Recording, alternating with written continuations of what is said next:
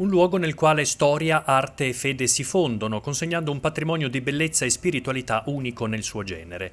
L'abbazia di San Girolamo della Cervara si conferma per l'intero Levante Ligure un punto di eccellenza, non solo per l'incantevole posizione di questo monastero benedettino fondato nel 1361, ma anche per il contributo offerto dai monaci per la diffusione della fede e della cultura. Questi luoghi sono nati per testimoniare la fede. Qui si arrivava a piedi o in barca e le persone si ritiravano non per sfuggire al mondo, perché poi tutto sommato in barca ci si arrivava quasi più velocemente che oggi, ma significava potersi proprio mettere in contatto con il trascendente. Negli anni la Cervara aprì le porte tra gli altri a Petrarca, Santa Caterina da Siena, Papa Gregorio XI, Francesco I, re di Francia, che qui fu prigioniero.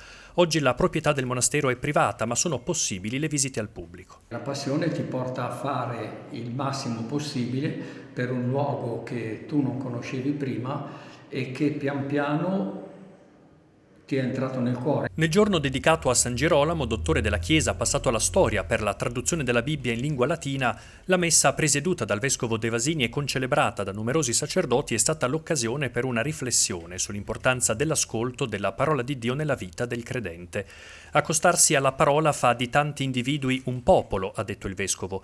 Nella sua parola il Signore si fa presente e ferisce il cuore dell'uomo, e se l'ultima parola di fronte al nostro peccato è quella della misericordia, l'apertura al povero diventa segno di un ascolto attento. La festa non è vera, non è piena se non è condivisa con gli ultimi. Se manca questa condivisione, la festa non è vera, non è autentica, non è profonda. Proprio per questo le offerte raccolte alla Cervara durante le celebrazioni estive sono state donate alla Mensa dei Poveri, gestita dai frati cappuccini di Santa Margherita Ligure.